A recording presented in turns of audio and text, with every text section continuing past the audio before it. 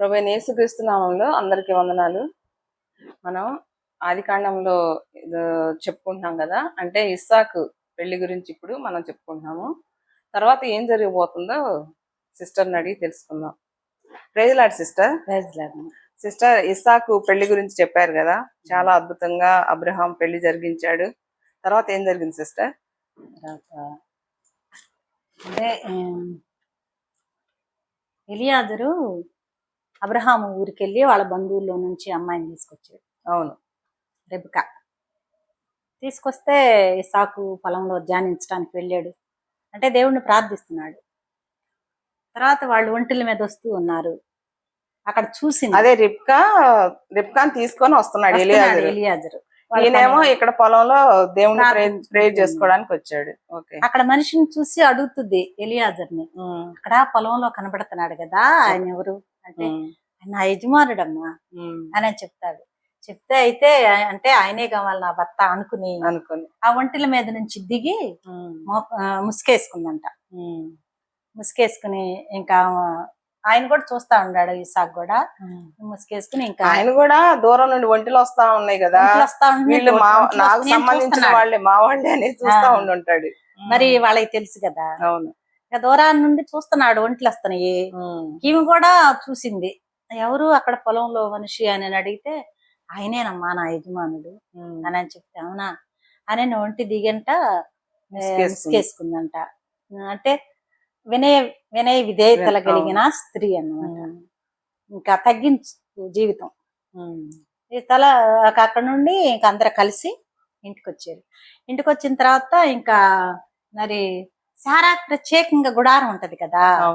ఇప్పుడు ఎవరి గుడారాలు వాళ్ళకుంటే, అబ్రహాం గుడారం వేరే, సారా గుడారం వేరే, ఇంకా పనికత్తులు చాలా మంది ఉంటారు. ఎవరి గుడారాలు వాళ్ళకి వేరు వేరుగా ఉంటాయి కదా. ఈ సారా గుడారంలోకి ఇప్పుడు సారా లేదు కాబట్టి ఆ గుడారం ఖాళీగా ఉంది. ఆ తర్వాత మరి అక్కడ నివసిస్తున్నాడు కదా అబ్రహాము. అవును, ఇంకా ఆ అక్కడెక్కడ సింధూర వనంలో గుడారం వేసుకుని నివసిస్తున్నాడు. తర్వాత నువ్వెక్కడైనా ఉండయ్యా అని చెప్పాడు అబీమెలెకు. నీ ఇష్టం, నువ్వు ఎక్కడ ఇష్టం అయితే నీకు అక్కడ ఉండొచ్చు అంటే అక్కడ ఉంటున్నాడు.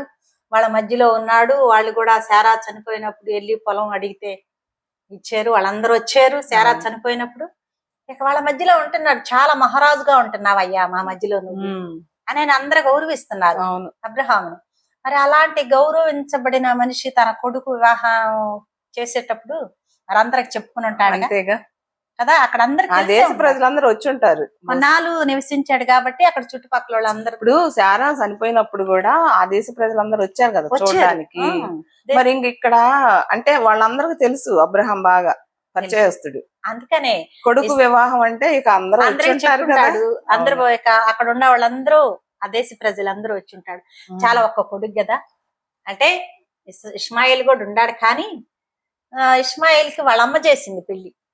అసలు వెళ్ళిపోయారు కదా, వాళ్ళు లేరు కదా ఇక్కడ. అదే వెళ్ళిపోయిన తర్వాత హాగర్ ఏం చేసింది, ఐగుప్తిరాలను తీసుకొచ్చి పెళ్లి చేసింది. కానీ ఇక్కడ అబ్రహాం చేస్తున్నాడు పెళ్లి. అవును, ఇస్సాక్కి. సారా కూడా లేదు, చనిపోయింది. ఇంకా అబ్రహామే వివాహం చేస్తున్నాడు కొడుక్కి. ఆ వివాహం చేసేటప్పుడు అంట 40 సంవత్సరాలంట ఇస్సాక్కి. ఇక అప్పుడు వివాహం చేస్తుంటే నిజంగా ఎంత చాలా ధనవంతుడు కదా, ఎంత రంగరంగ వైభాగంగా చేశాడు. అంతేగా కదా. చాలా ఒక్కడే కొడుకు ఆ దేశ ప్రజలందరిని పిలుచుకుని అసలు పాలు మానిపించినప్పుడే గొప్ప విందు చేశాడు కదా. పెళ్ళంటే ఇంకెంత విందు చేసి ఉంటాడు అబ్రహాం కదా. చిన్న పిల్లోడు పుట్టి పాలు మానినప్పుడే విందు చేశాడంటే ఇక వివాహానికి ఇంకెంత విందు చేసి ఉంటాడు. చాలా అంటే ఇప్పుడు వివాహాలకి చాలా గ్రాండ్ గా చేస్తున్నారు. అప్పుడు కూడా అబ్రహాం ధనవంతుడు కాబట్టి చాలా గ్రాండ్ గా చేస్తుంటాడు. అంతేగా కదా. అంటే మనకు తెలియదులే, మనం అనుకోవాలి అట్లా. చాలా ధనవంతుడు కాబట్టి. ఆ తర్వాత అంటే వివాహం చేశాడు. వివాహం అయిపోయిన తర్వాత రిబకాని ఇంకా సారా గుడారంలోకి తీసుకుని వెళ్ళాడు. సారా భార్య అయింది ఇస్సాక్కి. ఇక అక్కడ రిబ్కా భార్య, అదే ఇస్సాక్కి రిబకా సారీ సారా గుడారంలోకి తీసుకెళ్లాడు కదా. రెబెకా ఇస్సాకుకు భార్య అయింది. భార్య అయిన తర్వాత అంట ఇంకా వాళ్ళమ్మ చనిపోయిన తర్వాత పాపం కొంచెం దిగులు పడ్డాడు కదా. చాలా వాళ్ళ అమ్మ తల్లి లేదు చనిపోయింది కదా, తల్లి లేనప్పుడు ఎవరికైనా ఇక బాధ ఉంటది కదా. లేక లేక పుట్టాడు కదా, వాళ్ళ అమ్మ మీద ఎంత ప్రేమ కలిగి ఉన్నాడు. ఇంకా దిగులు పడ్డాడంట. దిగులు పడిన తర్వాత ఎప్పుడైతే రెబెకా వచ్చిందో ఇక తన వాళ్ళ అమ్మన జీవితంలోకి, ఇక అప్పుడు శారా గురించి దిగులు పడటం కొంచెం అంటే తగ్గింది. ఆ దిగులు తగ్గిందన్నమాట రెబెకాను చూసేసరికి. అలా అయిపోయి అంటే వాళ్ళ అమ్మ చూపించినంత ప్రేమ చూపిస్తుంది ఆ ఒక విధంగా. అవును. ఇక ఆ దిగులు పోయి రెబెకాను చూసుకుని ఇంకా దేవుడు కూడా చెప్పాడు కదా, అవును పెళ్ళైతే నీ తల్లిని తల్లిని తండ్రిని మర్చిపోయి తన భార్యని హత్తుకుంటాడు. హత్తుకున్నానని ఉంది కదా. ఉమ్. అలాగే తల్లిదండ్రుల కన్నా కూడా భార్యకి ఎక్కువ ఇంపార్టెన్స్. అవును. ఇక రెబెకా రాగానే కొంచెం సంతోషంగా వాళ్ళ అమ్మే దిగులు మర్చిపోయాడు అన్నమాట. మర్చిపోయి బాగుండాడు. ఆ తర్వాత ఏం జరిగిందంటే ఇక పెళ్లి అయిపోయింది కదా ఇస్సాక్కి. అబ్రహాము అప్పటికి ఎన్ని సంవత్సరాలు చూద్దాం. అబ్రహాముకి ఎన్ని సంవత్సరాలు అంటే 25వ అధ్యాయం ఆదికాండం. అబ్రహాం మరలా ఒక స్త్రీని వివాహం చేసుకునను, ఆమె పేరు కెతూరా. అబ్రహాం మరలా ఏం చేశాడు, శారా చనిపోయింది. చనిపోయిన తర్వాత ఇస్సాకుకి పెళ్లి చేసాడు. శారా ఉండంగా మరలా ఎవరిని చేసుకోలేదు. శారా చనిపోయిన తర్వాత ఇస్సాకుకు పెళ్లి చేసిన తర్వాత మరి వృద్ధాప్యంలో ఉన్నాడు. మరి ఎవరో చూడాలి కదా, ఎవరో ఒకళ్ళు అన్నం వండి పెట్టాలి. మరి అంటే ఒకళ్ళ మీద ఆధారపడకుండా. అంటే ఎవరికి వాళ్ళకి సొంతగా ఒక మనిషి ఉండాలి కదా. ఉన్నారు దాసులు దాసులు ఉంటే వాళ్ళు ఏంది పనులు చేసి పెడతారు, అంతవరకే చేస్తారు. ఇప్పుడు తన బాధనైనా ఏదైనా చెప్పుకోవడానికి సొంత మనిషి అనే వాళ్ళు ఉండాలి ఖచ్చితంగా. అందుకని చెప్పేసి చేసుకుని ఉంటాడు. ఇక మరలా అంట ఒక స్త్రీని వివాహం చేసుకున్నట్టు. అప్పుడు అబ్రహాంకి ఎన్ని సంవత్సరాలు, 175 సంవత్సరాలు. 175 అంటే 175 సంవత్సరాలప్పుడు చనిపోయాడులే. ఒకవేళ 160 సంవత్సరాలప్పుడు అలా ఏమన్నా చేసుకున్నాడేమో తెలీదు. అయితే ఒక స్త్రీని వివాహం చేసుకున్నాను, ఆమె పేరు కెతూరా. శారా అసలు భార్య. తర్వాత మధ్యలో హాగర్ వచ్చింది. తర్వాత ఇప్పుడు కెతూరాని వివాహం చేసుకున్నాడు. కెతూరా అంటే ఒక బుక్ లో చదివాను నేను, చాలా అందగత్తి అంట. ఆమె కూడా శారా సౌందర్యవతి అని ఉంది కదా బైబిల్. కెతూరా కూడా, హాగరు కూడా చాలా అందగత్తి. ఈ కెతూరా కూడా చాలా అందగత్తి అంట. అసలు ఆమె ఎవరు అనుకుంటున్నావు చెప్తా. కెతూరా ఆమె అతనికి ఇంకా పెళ్లి చేసుకున్న తర్వాత 6 పిల్లలు పుట్టారు ఆమెకి. అసలు ఎంత వృద్ధాప్యంలో ఉన్నాడు అబ్రహాం. అదే కదా, 160 సంవత్సరాలు ఉంటాయి కదా పెళ్లి చేసుకునేటప్పటికి. ఇక అప్పుడంట ఆమె అతనికి జిమ్రాను, యక్షాను, మేదాను, మిద్యాను, ఇష్బాకు, షూవహు, అనువారిని కనెను. అప్పుడు ఎంతమంది, 1 2 3 4 5 6 పిల్లల్ని కన్నాడు. మగ పిల్లలే 6 పిల్లల్ని కన్నదంట. అయితే వాళ్ళకి పిల్లలు పుట్టారు. వాళ్ళకి పిల్లలు కూడా పుట్టారు. అప్పుడు దాకా ఉన్నాడు అబ్రహాం. చూడు మరి, యక్షాను, షేబను, దెదాను కనెను. అషూరీలు, లెతుషీలు, లెయిమీయులు అనువారు ఈ దెదాను సంతతి వారు. యైఫా, ఏఫెరు, హానుకు, అబిదా, ఎల్దాయ అనువారు ఈ మిద్యాను సంతతి వారు. వీరందరూ కెతూరా సంతతి వారు. ఈ కెతూరాకి 6 పిల్లలు పుట్టారు. ఈ కెతూరా ఎవరంటే ఆమె కూడా పనికత్తుల్లో ఒకటి. వాళ్ళ ఇంట్లో పనికత్తులు ఉన్నారు కదా, దాసదాసీలు ఉన్నారు కదా. వాళ్ళ బైబిల్లో లేదులే, వేరే పుస్తకాల్లో ఉంది. ఇంకా కెతూరా గురించి కూడా ఒక మెసేజ్ ఉంది. ఈ కెతూరా ఆ పనికత్తులో ఒక ఆమంట. మరి ఇక హాగర్ వెళ్ళిపోయిన తర్వాత శారా చనిపోయింది. ఈ హాగర్ వెళ్ళిపోయిన తర్వాత శారాకి మంచి చెడ్డ ఈ కెతూరా. మరి పనికత్తుల్లో ఒక అమ్మాయి అన్నమాట, ఒక స్త్రీ అయితే ఆమె ఏం చేసింది, ఇంకా హాగర్ వెళ్ళిపోయిన తర్వాత శారాకి అన్ని మంచి చెడ్డ చూసుకుంటా, వృద్ధాప్యంలోకి వచ్చింది కదా శారా, ఇక అన్ని మంచి చెడ్డ చూసుకుంటూ ఉందట. చూసుకుంటా ఉండేసరికి అంటే అబ్రహాముకు కూడా ఇంట్లో ఉండే మనిషేగా, ఇంట్లో ఉండే పనికత్తలేగా. ఇక అలా చూస్తూ మంచిగా, చాలా మంచిదంట ఆమె మనసు కూడా చాలా మంచిదంట. ఎందుకంటే అబ్రహాం ప్రార్థన చేసుకుంటూ ఉంటాడు, శారా ప్రార్థన చేసుకుంటూ, ఇవన్నీ చూసి ఆమె కూడా ప్రార్థన చేస్తూ ఉండేదంట. కెతురా కూడా. ఇక ఈ మంచితనాన్ని చూసి అబ్రహాం ఏం చేశాడంటే ఆమెని నాకు కూడా తోడు కావాలి కదా అంటే చేస్తూ ఉంటారు పని మనుషులు. అవును. కానీ సొంతగా పెళ్లి చేసుకుంటే సొంతగా చూసుకుంటది కదా ఇంకా మంచిగా. అందుకని కెతురాని వివాహం చేసుకున్నాడు. చేసుకున్న తర్వాత అంట ఇక 6 మగపిల్లలు పుట్టారు. అబ్రహాం ఏం చేశాడంటే అంటే పనికత్తిలో ఒకతేను అయినా పెళ్లి చేసుకున్నాడు. ఈమె కూడా దాసిల్లో కాబట్టి పెళ్లి చేసుకున్నా కూడా ఏం చేశాడంట అబ్రహాము తన ఉపపత్నుల కుమారులకు బహుమానములు ఇచ్చి, ఉపపత్నులు అంటే మరేంటో నాకు తెలియదు, ఉంచుకున్న వాళ్ళనా? ఉపపత్నులు అంటే చేసుకోకుండా వాళ్ళని మళ్ళా భార్యలాగా కంటిన్యూ చేస్తా అట్లా ఉన్నారేమో ఇంకా తెలీదు. ఈమెను మాత్రం వివాహం చేసుకున్నాడు కెతురాని.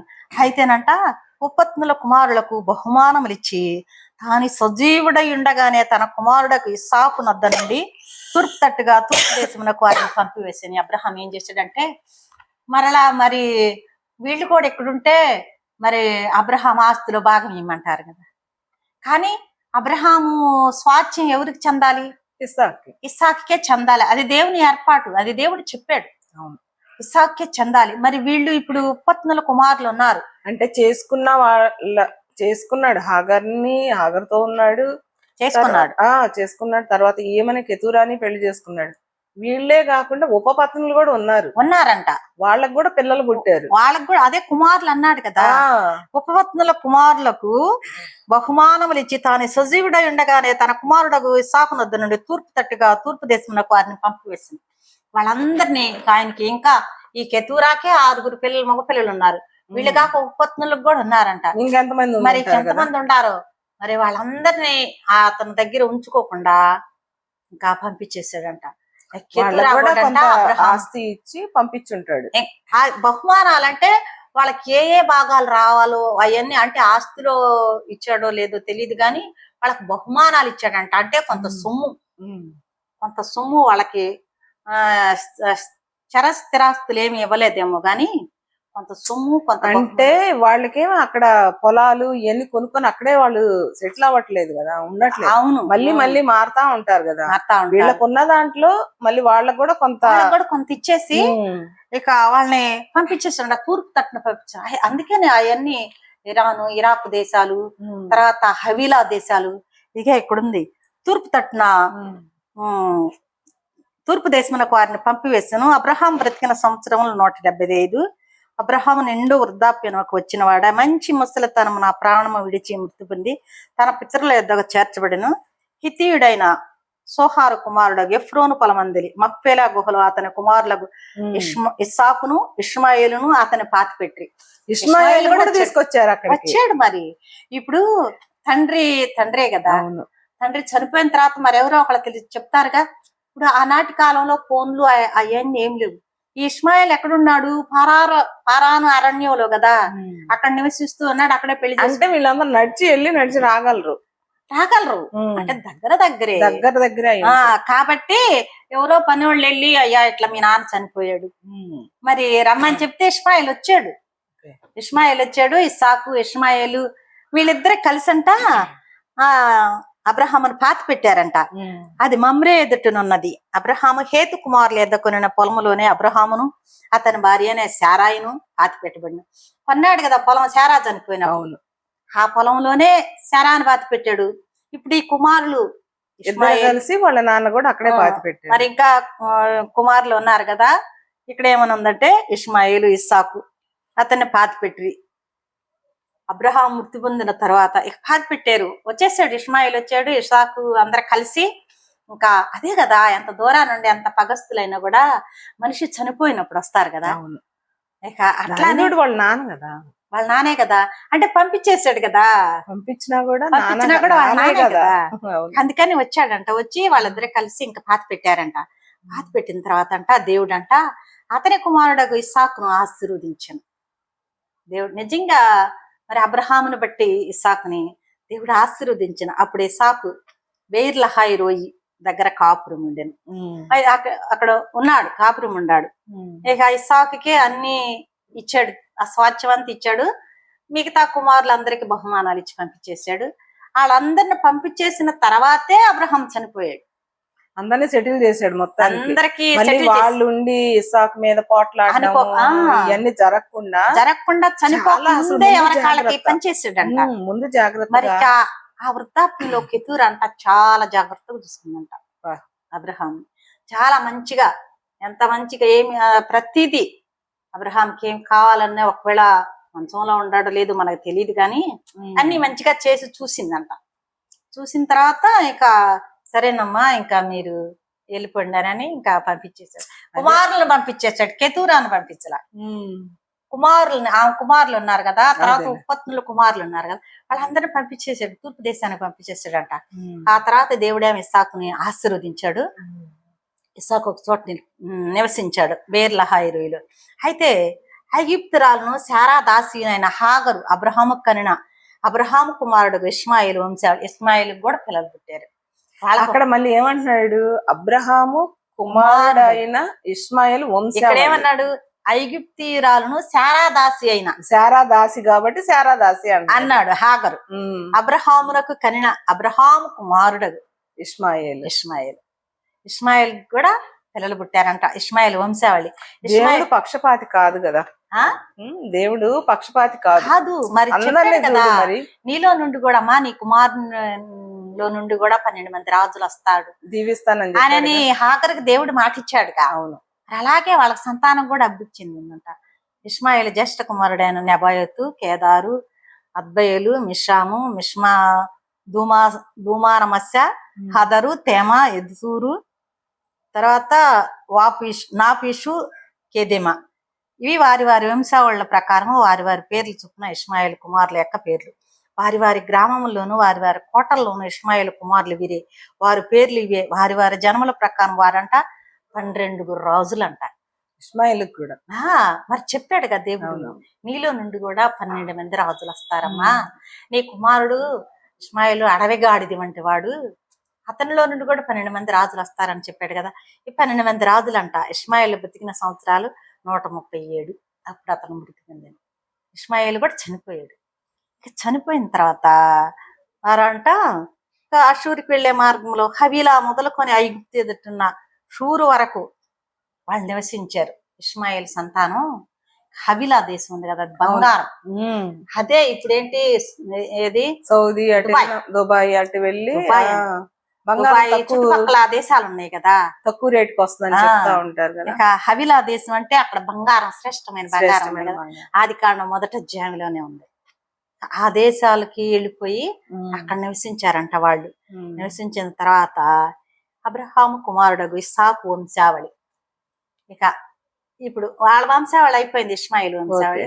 ఇప్పుడు అబ్రహాం కుమారుడు ఇస్సాకు వంశావళి. అబ్రహాం ఇస్సాకును కనును. ఇస్సాకు పద్దనరాములో నివసించు సిరియావాడైన బెతియోలి కుమార్తెను, సిరియావాడైన లాబాను సహోదరినైన రెబ్కాను పెళ్లి చేసుకున్నప్పుడు 40 సంవత్సరాలు వాడు. అవును, 40 సంవత్సరాలు ఇస్సాక్కి.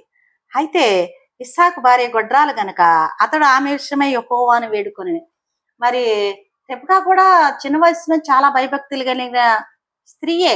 ఎందుకంటే మన ఎలియాజరు వెళ్ళినప్పుడు చక్కగా ఒంటిలోకి ఆయనకి మంచినీళ్ళు అడిగితే పోసింది. ఈ ఒంటికి కూడా నేను పోస్తానంది. మా ఇంట్లో స్థలం ఉందంది. మా ఇంట్లో మీ ఒంటికి మేత ఉందంది. మరి అవన్నీ చెప్పాలంటే ఎంత మంచి మనసు. అవును కదా, అంత మంచి మనసు కాబట్టే కదా ఒంట్లకు కూడా నీళ్లు పోసిందంటే 10 మంది ఒంటలు తీసుకొని వచ్చారు.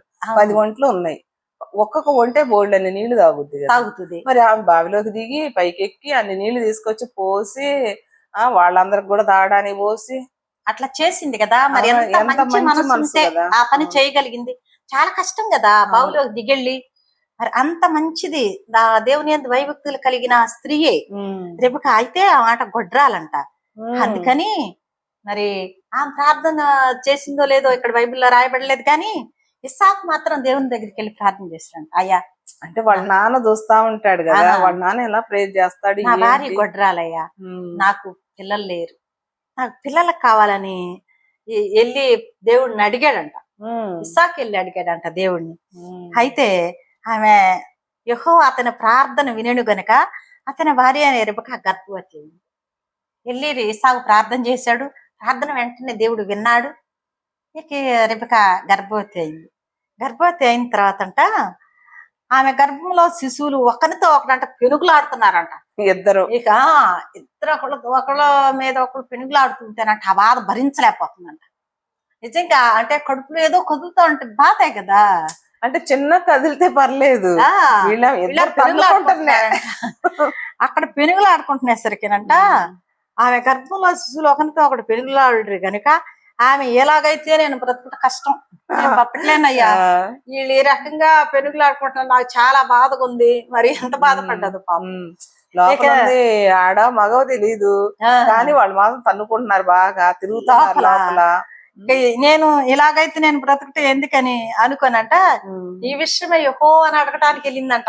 అప్పుడు వెళ్ళిందంట ప్రార్థన, ప్రభా ఈ రకంగా కడుపులో ఇద్దరు ఇంత పెనుగులు ఆడుకుంటున్నారు, నాకు చాలా బాధగా ఉందయ్యా, నేను ఈ బాధ భరించలేను, నేను అసలు బ్రతకలేను అని దేవుడి దగ్గరికి వెళ్ళి అడుగుతుంటే దేవుడు ఏమంటున్నాడు, అప్పుడు యెహోవా ఆమెతో ఇట్లా నేను అప్పుడు అంటున్నాడు, 2 జనపదములు నీ గర్భంలో కలవమ్మా, ఇద్దరున్నారు నీ కడుపులో, 2 జనాంగాలు, 2 జనపదములు, 2 జనపదములు నీ గర్భంలో కలవు, 2 జనపదములు నీ కడుపులో నుండి ప్రత్యేకంగా వచ్చును, ఒక జనపదము కంటే ఒక జనపదం బలిష్టమై ఉండును.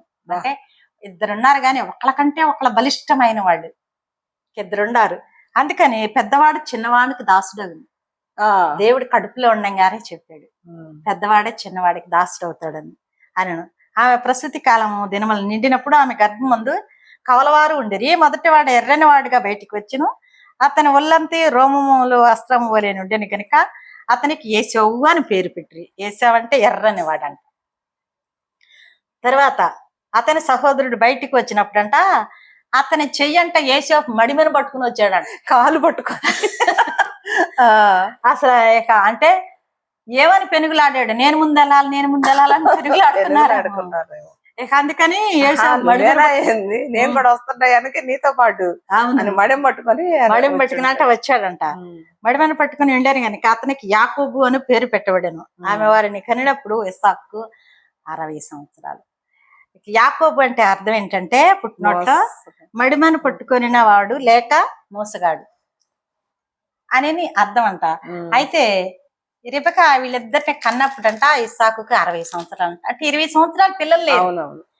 ఇస్సాకు 40 సంవత్సరాలు అప్పుడు పెళ్ళయింది. ఇంకా 20 సంవత్సరాలు పిల్లలు లేరు. ఈ 40, 20 కలిపితే 60 పిల్లలు పుట్టినప్పుడు 60 సంవత్సరాలంట.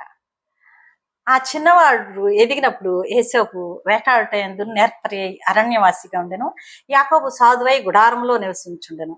ఇస్సాకు ఏసేపు తెచ్చిన వేట మాంసం తించుండు. అయితే ఇద్దరు వేరు అంటే మనస్తత్వాలు కలిగిన వాళ్ళు అన్నమాట. ఏసేవేమో అరణ్యంలోకి వెళ్ళి వేటాడటం నేర్చుకున్నాడంట, అంటే విలువిద్య నేర్చుకున్నాడు బాగా. నేర్చుకుని ఇక ఎక్కడ జంతువులు చూస్తే వేటాడ ఇంటికి తీసుకొచ్చి మాంసం వండి వాళ్ళ నాన్నకు తీసుకొచ్చి పెడతాడంట. అసలు ఆ మాంసం వండి చక్కగా తీసుకొచ్చి పెడతా ఉంటే ఇస్సాకంట తింటా ఉంటాడంట. అంటే పెద్ద కొడుకుని ప్రేమించాడు ఎక్కువ. ఎందుకంటే మాంసం వండుకుని తీసుకొచ్చి, మాంసం అంటే ఇష్టం ఇస్సాక్కి. ఇక మాంసం వేటాడి తెచ్చిన అవన్నీ వండుకుని చక్కగా తీసుకొచ్చి వాళ్ళ నాన్నకు పెడుతూ ఉంటాడంట. అయితే యాకోబు అంట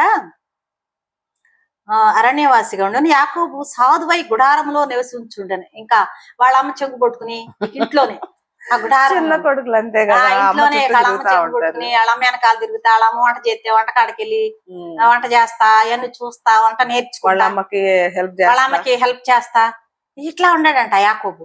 అయితే ఒకనాడంట యాకోబు కలగూర వంటకాలు వండుకుంటుండగా ఏసేపు అలసిన వాడై పొలంలో ఉండి వచ్చి ఇక బయటికి, ఒకవేళ ఆ రోజు ఏమన్నా వేట ఏం దొరకలేదేమో, వేటకి వెళ్ళాడు అలసిపోయి వచ్చాడు, అదే మరి దొరికితే అతనే వండుకుని తీసుకొచ్చి వాళ్ళ నాన్నకి పెడతాడు. అదే మరి ఆ రోజు ఒకవేళ ఏమన్నా ఒక్కో రోజు దొరికితే ఒక్క రోజు దొరకదు కదా. ఎకంటే అలసిపోయంట వచ్చి పొలంలో నుండి వచ్చి, నేను అలసి ఉన్నాను, ఆ ఎర్రగానున్న దానిలో కొంచెం దయచేసి నాకు పెట్టరా తమ్ముడు, నాకు ఆకలి అవుతుందిరా, పొలం వెళ్ళి వచ్చాను, బయటికి వెళ్ళి వచ్చాను, నాకేం లేదు ఈ రోజు, నాకు కొంచెం ఆ ఎర్రగా వండుతున్నావు కదా కూర నాకు పెట్టయ్యా, నాకు ఆకలేస్తుంది. ఇప్పుడు సొంత తమ్ముడే కదా, మరి వాళ్ళ అమ్మ వండుతా ఉంటే తింటా ఉంటున్నాడు. మరి ఇతను కూడా మరి వాళ్ళ అమ్మని తినొచ్చు కదా. మరి తమ్ముడిని అడుగుతున్నాడు, తమ్ముడు వండుతున్నాడంట. మరి గుడారంలో ఉంటాడు కదా సాధు వాళ్ళ అమ్మకి హెల్ప్ చేస్తా ఇంట్లో పనులన్నీ చేస్తున్నాడు. వండుతా ఉంటాడు. నాకు ఆకలేస్తుందిరా, నాకు కొంచెం బెటరా అని అంటే అప్పుడు అంటున్నాడంట యాకోబు, నేడు నాతో ప్రమాణం చేయమనను. ఎందుకంటే అందుకు యాకోబు, నీ జ్యేష్ఠత్వం నేడు నాకు ఇమ్మని అడిగాడంట. చూడు, అసలు అన్నం పెట్టమని అడగటం ఏంది, నీ జ్యేష్ఠత్వం నాకు ఇమ్మని అడగటం. తెలియకల్లోడు అసలు ఏమన్నా పొంతనందా చెప్పు. నువ్వు పెద్దోడు కదా, ఆకలితో వచ్చాడు కదా, దాన్ని క్యాష్ చేసుకుందాం చూసాడు. ఇప్పుడు పెద్దవాళ్ళకి జ్యేష్ఠత్వం ఉంటది కదా, ఆస్తిలో భాగం కూడా జ్యేష్ఠత్వం కంటే ఎక్కువ వెళ్ళిద్దంట. అందుకని నీ జ్యేష్ఠత్వం నాకు ఇస్తే నేను తప్పకుండా నీకు పెడతా, అన్నం పెడతా, కూర వండాను కదా అవి పెడతానని చెప్పి అంటున్నాడు. అయితే వేసావంటాడు అంటే అలిసిపోయి వచ్చాడు కదా, చిరాగ్గా ఉందాము. సరేలేరా తీసేసుకో, ముందు ఏంటంటే తినాలి, సరేలేరా తీసేసుకో, నేను చావబోతున్నా కదా, ఈ జ్యేష్ఠత్వం నాకెందుకులే, తీసుకో అంటే ఆకలికే చచ్చిపోతారా. తెలియలా అసలు జ్యేష్ఠత్వం విలువ తెలియలా. ఎందుకంటే అడవిలోకి వెళ్ళే వేటాడటం నేర్చుకున్నాడు. గాని కుమారుడు ఈ చిన్నోడే ఇంట్లో ఉన్నాడు, వాళ్ళమ్మ చుట్టూ తిరుక్కుంటా వాళ్ళమ్మ అన్ని చెప్తా ఉంటది కదా. ఇప్పుడు తల్లి దగ్గర ఉన్న వాళ్ళకను తల్లి దగ్గర లేని వాళ్ళకి తేడా ఉంటది. అదే అందుకని అన్ని తెలుసుకున్నాడు, అన్ని వంట చేయటం అన్ని నేర్చుకున్నాడు. ఈ యాకోబు అంట, నేడు నాతో కూడా ప్రమాణం చేయమనను. అతడు యాకోబుతో ప్రమాణం చేసి అతని జ్యేష్ఠత్వం అమ్మివేయగా యాకోబు ఆహారమును చిక్కుడుగాయలు వంటకమును ఏసేపుకి ఇచ్చెను. అతడు తిని త్రాగి లేచిపోయాను. అట్లా ఏసేపు తన జ్యేష్ఠత్వం తృణీకరించింది. ఇంకా సరేనని చెప్పి అంటే పాపం అర్థం కాల, జ్యేష్ఠత్వానికి ఉన్న విలువేందో ఏసేపుకి తెలియక దాని తోడు ఏంటంటే బాగా అలసిపోయి వచ్చినాడు, ఆకలి మీద ఉన్నాడు. సరేలేరా నాకెందుకులే, నేను అసలు చావబోతాను, నాకు అసలు చాలా ఆకలిగా ఉంది, నాకెందుకులే, నువ్వే తీసేసుకో. చిక్కుడుగాయల కూర, అది కూడా చిక్కుడుగాయల కూర, మళ్ళీ చికెన్ కాదు మటన్ కాదు, చిక్కుడుగాయల కూర కోసం సరే తీసేసుకో, నాకు వద్దులే అంటే యాకోబు చూడు, నాకు ప్రమాణం చెయ్యి, నోటితో అంటే కుదరదు, ప్రమాణం చేస్తే అప్పుడు పెడతా నీకు అన్నం అని అంటే సరే చేస్తాను చేశాడంట. అట్లా తన జ్యేష్ఠత్వాన్ని అంట యేసేపు అదే అంటే దేవుని ప్రణాళికలే అది. అదే మరి ముందే చెప్పాడు కదా, పెద్దవాడు చిన్నవాడికి దాసుడు అవుతాడు. ఇక అలా యేసేపు తన జ్యేష్ఠత్వాన్ని తృణీకరించాడు అనమాట, పోగొట్టుకున్నాడు తనకు. మరి ఇక దేవుని ఏర్పాటు అంతేగా. ఇప్పుడు కడుపులో ఉన్నప్పుడే రిబ్కాతో చెప్పాడు కదా దేవుడు, చిన్నవాడికే పెద్దవాడు దాసుడు అవుతాడు అని చెప్పాడు. మరి అది ఇక్కడ నెరవేరింది. అదేందంటే అంటే మనమేమనుకుంటాం, జ్యేష్ఠత్వాన్ని అమ్ముకున్నాడు పాపం తెలియదు పిచ్చోడు అనుకుంటాం గాని కదా, ముందే చెప్పాడు రిబ్కాకి. అందుకని అలా జ్యేష్ఠత్వాన్ని అమ్మేసుకున్నాడు. అప్పుడు నుండి తగ్గించబడుతూ వచ్చాడు ఏసావు. అవును. కానీ ఇస్సాకు ఏసావును చాలా ఎక్కువగా ప్రేమించాడు, రిబ్కా ఏమో యాకోబుని ప్రేమించింది. అట్లా జ్యేష్ఠత్వాన్ని అమ్మేసుకుంటే యాకోబు తెలివిగా కొట్టేసుకున్నాడు అనమాట. ఓకే సిస్టర్, అన్నదమ్ములు చాలా బాగా కదా. ఓకే సిస్టర్, అంటే అబ్రహాం కుమారులు ఇస్సాకు, ఇద్దరు కుమారులు 60 సంవత్సరాలు అప్పుడు. అదే అబ్రహాం చనిపోయినప్పుడు ఇద్దరు కొడుకులు వచ్చి సమాధి చేశారు చక్కగా. తర్వాత ఇస్సాకు ఇద్దరు పిల్లలు పుట్టారు, వాళ్ళు పెరిగి పెద్ద అయ్యారు. చాలా బాగా చెప్పారు అర్థమయ్యేలాగా. Thank you sister. Praise lord.